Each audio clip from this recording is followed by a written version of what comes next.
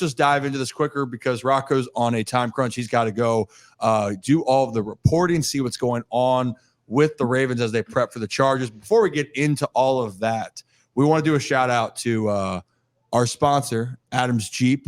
And for Ravens fans, before we fully dive in, Adams Jeep, for us, this is our first real big sponsor on here, which we're pumped and psyched, and they are tremendous partners to work with. Adams Jeep really does deliver the same spirit on the road. I mean, yeah. Brad, you can attest to it. Absolutely. So Adams Jeep has a lineup of vehicles as tough and as versatile as the Ravens are. Whether you're tailgating or hitting the trails, they've got the perfect Jeep for you. I have a badass Jeep Gladiator Rubicon. It's got 39-inch tires on it. It's awesome. That thing, you've put that to good use. That thing is a unit. Wow. It's amazing. Yes. It's been off-road, done all the things. So anyways, why not swing by Adams Jeep of Maryland, experience the adventure and power that only a Jeep can offer. Now let's get into the heart of the Ravens territory and see what our team has in store for us today, Ryan. Well, there it is. Ravens, it's a big week, and I know we're doing this a lot earlier, but let's get this kicked off. Rocco, we're going to ask you a little bit about injuries, but the biggest one that everyone was worried about right now, Mark Andrews is out. Obviously, we all know that. But there was worry at the quarterback position because Lamar's ankle injury. So we have a little clip to just give you an update on how Lamar is feeling going into this week. Second, just your ankle, good there? I believe I'm good. I believe I'm 100%. So there it is. You heard it. You heard about 100%. What's 100%? Come on, Lamar.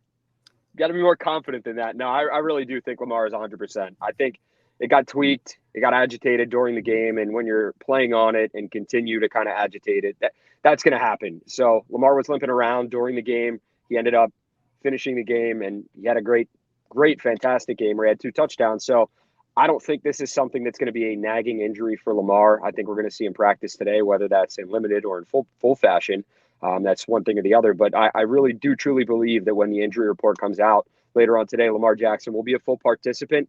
Maybe the Ravens are cautious with it if it was nagging, but I think the guy is going to be a full go and he's going to be fine going forward. They're really not going to put him up at the podium to talk if he has an injury that's going to hold him out of Sunday's game, and if they know that right at this point in time.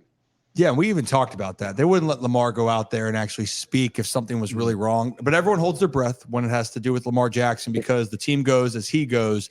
Now, Rock, we know about Mark Andrews being out, but there is some positive news, at least with some other guys. The Ravens are having, I believe, some players coming off IR that hopefully we don't know when they're returning, but could be some reinforcements, especially for that defense. No, and that's big. The one I saw was Pepe Williams is coming back, and that's something that, Pepe comes in last season, helped on special teams, and they had to plug him in a little bit at the cornerback position with all the injuries. So he got significant time last season and actually got to see a lot of time on the defensive side of the ball. So adding him to an already solid defense, it's going to be big for Mike Macdonald going forward because that is, you might not call Pepe Williams a weapon necessarily on the defense, but that's another body, another reinforcement for Mike Macdonald's unit. He's an all-pro vibes guy too. That's like the biggest thing I've taken away from Pepe Williams, his year and a half in the Ravens. From the second he got here, just incredible vibes from Pepe Williams. Yeah. That's a guy I would love to have on this show. Pepe. Yep. Hey, Pepe, if you're available. You want to come on? We would like to. We'd like to hear these perspectives, and he's a fan favorite too. People want to see him, and a lot of the Ravens do well. Yeah. Now, Rock, it's kind of crazy because Thanksgiving games are tomorrow. I'm going to watch every single game personally. I don't know about you guys, but the Ravens then are actually playing the primetime game on Sunday night. They're going to LA, and you got some stats that we talked about last week, but the Ravens are prepping for yet another primetime game. Yeah, this is a team that just thrives in primetime. Back-to-back primetime games. I don't know what their record is in kind of that type of schedule, but I don't see the Ravens losing this game to the Chargers. They're going to go out. It's a business trip for these guys. They know the deal. I'm pretty sure they get Thanksgiving off. At least we do tomorrow. Not me. I have to actually work. But here at the castle where I'm sitting right now, no, I'm just saying, there's not a media viewing period or practice tomorrow. So I'm sure the guys get off. I'm sure they get to enjoy the times with their families. And then it's back to work. before they take on the Chargers, before that West Coast road trip. And I want you guys to keep something in mind, those of you that are watching, for someone like Odell Beckham Jr., if he is able to play in this game. I know Coach Harbaugh said that shoulder injury isn't expected to be long-term, but if he does play, this is kind of a game of sentimental value for him, because obviously SoFi Stadium, that's where the Rams played when he was a member of the team. But you look at where they played the Super Bowl, where he got hurt, where he won his first Super Bowl. So for him, Rip, being a former pro athlete, I mean, you go back to a place where you got injured, or you go back to a place where you celebrated in the locker room or the clubhouse. It's got to be of sentimental value to you. Am I right? Yeah, I mean, I think there's a lot of emotions that go along with that, right? And for OBJ, it's a place where it had a lot of great memories, but it also had a moment where there's almost a career-defining moment, in the sense where we didn't know if OBJ was going to be coming back, or what OBJ would be coming back at this point in the season, taking a year off. A lot of great memories out there. But for the Ravens' sake, let's just be honest, guys. OBJ looked like he was starting to pick it up. So just for that momentum and that confidence, you saw that against the Bengals. The Ravens are going to need that with Mark Andrews out. Brad, I think you got a question for Rock, because I know he's limited on time. Yeah, actually, it had directly to do with Mark Andrews. I mean, this will be the first game without him this season, I believe. No, first game of the season he was out. So, but either way, he led the league in touchdowns by tight end this year. Everybody loves to talk about Kelsey, but I think that Andrews has been the best tight end this year, as I thought he was last year as well. That being said, the last time I remember, my biggest memory of the Ravens playing the Chargers was that rookie season with him and Lamar, that deep pass, huge touchdown late in the game. Talk to us about the impact of not having Mark Andrews there versus the Chargers, Rock. And I wonder if there's any way you can ask Lamar that today in a presser. Well, unfortunately, I can't, because Lamar spoke yesterday about that, Brad. Yeah, so I can't. I wish I could. I'm not going to be. And if you go in the locker room, it's, if a player spoke usually earlier in the week, they're not going to let you talk to him again. It's just, the rules are rules. I can't break them. If I do, I might have to do that, though. No, I'm just kidding. They throw me off this facility so fast. But I think if you look at what Mark Andrews has done for this team, for Lamar Jackson, he's Lamar Jackson's security blanket. And that's not a bad thing. That is a guy where if Lamar is in trouble, or if he doesn't have a target downfield, he's throwing the ball to Mark Andrews. Mark Andrews is all reliable. He's his guy. He's the guy he came into the league with. Lamar calls him his boy. He's like, that's my boy. And you could see there was some emotion. I don't know if there were tears building up when Lamar was talking about Mark Andrews after the game, but you could tell it was getting to him. You could tell after Mark Andrews went down, Lamar took his helmet and he tossed it on the ground. That is how much Mark Andrews means to this team, to Lamar Jackson. And it's not only, Brad, his on-the-field presence, it's what he does in the locker room. It's his leadership. Mark Andrews, agree with what he did against the Commanders in that joint practice, or don't agree with what he did against the Commanders in that joint practice. When he's tossing guys to the ground, when he's getting in their faces this season, even when Lamar gets, there's a group on the sideline going after Lamar, chirping at him. Mark Andrews, who's the first guy there? It's 89. You see him in that pile. Pulling Lamar out, getting in people's faces. That's my quarterback. So that is what you're missing with Mark Andrews.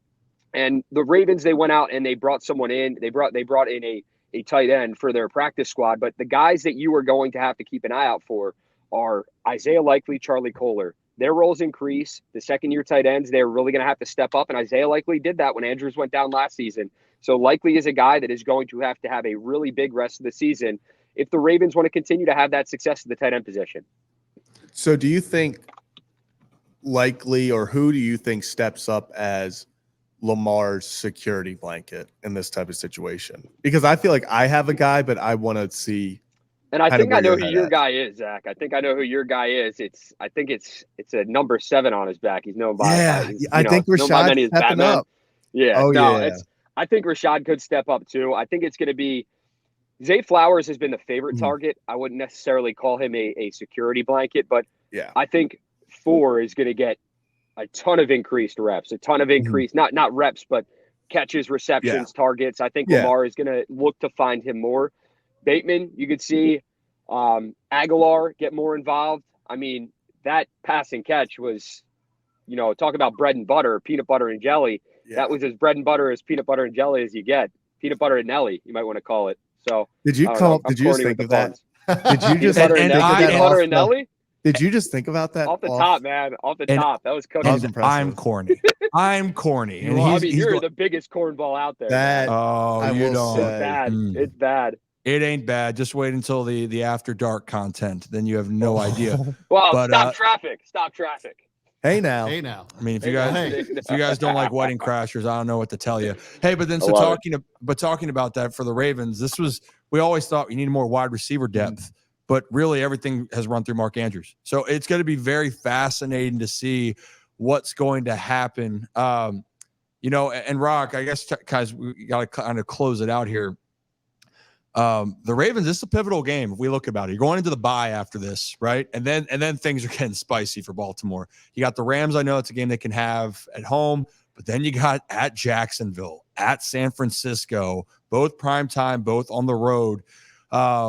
Do you think right now is there going to be a little bit more of an urgency or a little bit more pressure, even though Ravens are going to be favored, right? Like this is a game they should win, but this is not going to be easy because now the Chargers on their hand after their disappointing loss, they're really playing for their season going out to LA and SoFi Stadium. What I don't want the Ravens to do if I'm a fan or if I'm this coaching staff is look ahead to that bye, because it's like, if you're running a marathon, you're waiting to get to that. And I've never done that, by the way. Like no shot. I'm not doing turkey trots. If my girlfriend's family asked me to do that, I'd probably break up with her. My friends that do that, I call them psychopaths. Turkey trots. I thought you had run multiple marathons. Well, you see him. I can't run a marathon. He's swole Rocco. Oh, that's true. He can't. He's not built for speed or distance. It is hard to carry that much muscle for that long of a distance. I have, thanks. You're just gassing me up right now. I have bad asthma, actually, and that's why I'm not a great runner. Cross-country runner in high school, but I wasn't very good. So, yeah. But what I would not – let's get back on track. Come on. What are we doing here, boys? Yeah, come on. What are we doing, Anyway, Rocco? We're talking about marathons for this reason. I don't want the Ravens to look ahead to the finish line right away. Like, obviously, the goal is to get there, but – you don't want to look to those breaks, the water breaks. You don't want to look to that finish line right away. It's slow and steady right now. So for the Ravens, they're in a really good position. It might be a terrible analogy that I just said because not the smartest person. I think people might have gotten it, but I do not want this team to look ahead. It's one game at a time. Take care of business against the Chargers. They're down Joey Bosa. He's got that foot sprain. Justin Herbert is not playing great. Brandon Staley, I don't even know what he's doing as head coach right now. Neither do we. And honestly, quite frankly, I'm surprised. I'm surprised he still has a job because he has been that bad, surprised too. That awful. Yeah, right. It's just the analytics. That's surprised. Yeah. So the Ravens, they need to go out west. They need to take care of business, not worry about all the exterior stuff. Get to that bye week, rest on the bye week, and then really gear up and hit the ground running because I don't know, Zach, if you're happy that they did this or Rip or Brad, but not taking that bye after that trip to the UK, I think was huge. And it's going to pay dividends going forward. I think looking back, it's massive. I wasn't necessarily a fan of it, especially because they picked Detroit after because you get to pick your opponent. Yeah. I thought that was in the moment. I was like, this is a horrible decision. Obviously, they know better than me because they whooped Detroit and now they have the benefit of a very late bye to get healthy to go in the home stretch. Yep. That's the reality of it too. This is why, at least for the NFL, if you have a choice, try to take advantage of it. Teams would rather have a little bit of a break, I feel like, towards the end. Yeah. I know some people say momentum, but for the Ravens, you're going to want that break because the road from there on out, and that's going to be included in the playoffs, going to be tough, especially if the Ravens are going to get the number 1 seed.